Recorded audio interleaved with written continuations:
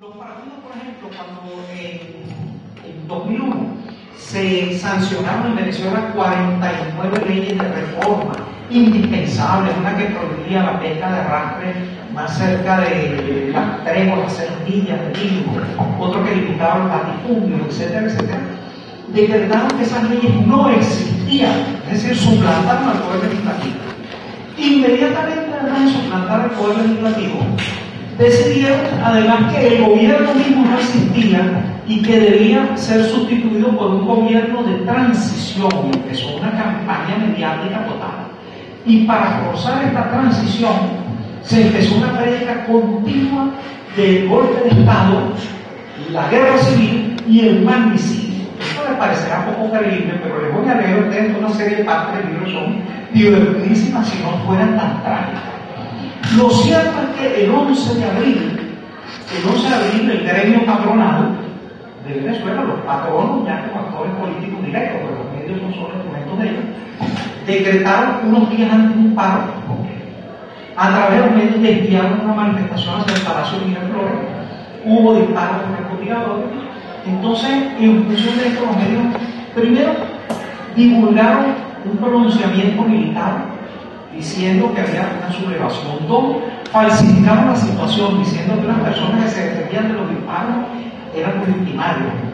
3, cuando el presidente de la nación cortaron la emisión de la difusión del presidente porque tenían tecnología superior.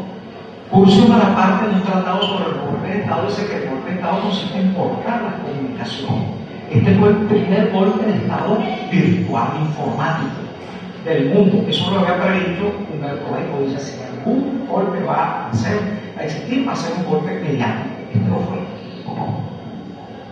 A partir del momento en que dominan la frecuencia, difunden la falsa noticia de la renuncia del presidente, que no era cierta. Y entonces inmediatamente imponen bloqueo mediático a todos los medios de consumo sobre todo lo que sucedía en el país, porque cuando la gente sabe que el presidente está secuestrado, empieza a salir a manifestar en oleadas, etc. Durante más de 48 horas, los venezolanos no supimos qué pasaba en nuestro país debido a que los medios no se dignaron de comunicarlo. No solo eso, de lo único que se ocupaban era de fotografiar los allanamientos a través de los cuales la policía perseguía a las personas que eran autoridades del régimen bolivariano, y por otro lado, además de eso, a la incitación, primero a apoyar al dictador y en segundo lugar a denunciar a los bolivarianos. Napoleón Bravo decía, si usted conoce a algún bolivariano, denúncielo inmediatamente. Es decir, no solo... Ahora, los dueños de los medios se reunieron con el dictador para reconocerlo y apoyarlo a cambio que les entregaran los aparatos de control de las telecomunicaciones, las instituciones de control de las telecomunicaciones. Es decir, hubo un apoyo total. El pueblo restituyó al presidente de la magistratura legítima.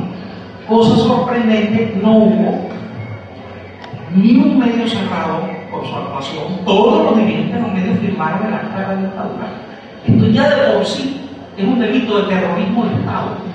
Bueno, no hubo un medio cerrado, no hubo una institución afectada, no se instauraron causas penales contra los dirigentes de los medios que habían tenido esa conducta, no se completó ninguna emisión, no se cerró ninguna planta televisora.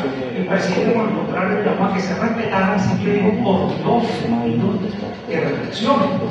Pero en virtud de este perdón presidencial, pues unos 7 meses después, revienta un paro con sabotaje petrolero también incoado por los medios, en los cuales hubo otra experiencia inédita en el mundo. Hubo durante cerca de 3 meses un encadenamiento de prácticamente todos los medios privados de Venezuela, que lo eran casi todos. En ese momento solo había una televisora del Estado, una radio del Estado, ni siquiera había un periódico que representara los puntos de vista del Estado. Y durante cerca de 3 meses hubo un encadenamiento total con el objetivo de difundir llamamientos las 24 horas del día a derrocar al gobierno. No hubo durante ese tiempo entretenimiento.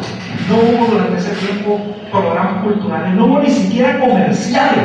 Las empresas comerciales se dieron un espacio para que en vez de comerciales se difundieran llamamientos al derrocamiento del gobierno legítimo. Esto es inconcebible, un lavado de cerebro total, que además es fascinante como experiencia cultural, porque se ha dicho sobre muchas experiencias, muchas hipótesis orwellianas de que los medios podían llegar a dominar al mundo.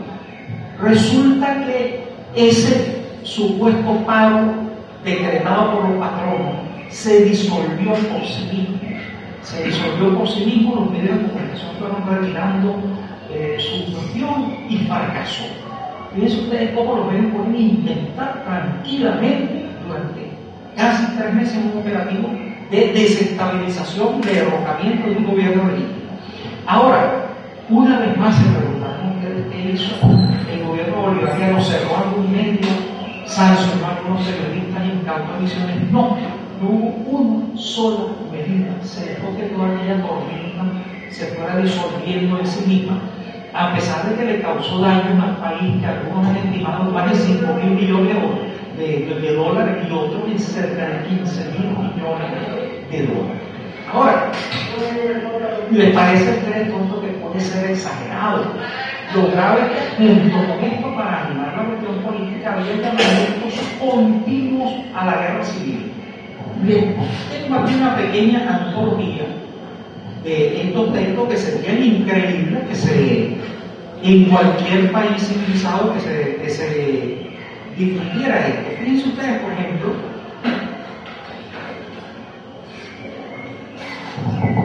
llamamiento a la guerra civil. Fíjense ustedes, 10 de febrero de 2002, el Universal recoge su encabezado afirmación de Alfredo Peña, según la cual, si Chávez radicaliza el proceso, provocará una guerra civil. 21 de abril de 2002, el Nacional divulga en titulares, si no transitamos el camino del diálogo, habrá guerra civil. El Nacional titula la primera página el 12 de mayo de 2002 con el desplegado. Este poco después del golpe. Si nos vemos en el espejo de Chile, no vamos a un golpe, sino a la guerra civil, al golpe que he llamado en todos los tonos. Para leer el clima de sosiego, el antetítulo dice, el país camina sobre la cornisa. Y entonces los sucesos del 11 ya invocaron para algunos el pagnazo, movimiento militar que desconoció el gobierno de Salvador Allende 3 meses antes de su derrocamiento definitivo. Es decir, el golpe fracasó, pero no de que va, de que sigue. Fíjense ustedes cómo Maruna Tabú nos informa, mucha gente se está armando, algunas personas colocaron piedras en la azotea para lanzarla en el edificio de la Organización de la Paz. Un explosivo, en algunos de los periódicos se dan informaciones sobre cómo hacer explosivos. El New Herald, a principios de 2003, decía que la guerra civil en Venezuela era inminente. Entonces, es una especie de frenesí.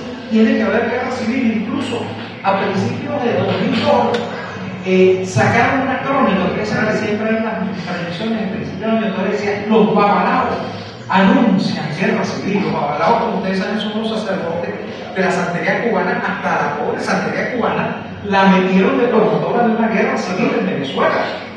Ahora, junto con eso hay las deliberaciones racistas del pueblo venezolano, las descalificaciones de la mayoría que eligió al presidente, que en el sistema democrático tiene derecho a ser parte del determinado sistema, en contra de cualquier sistema.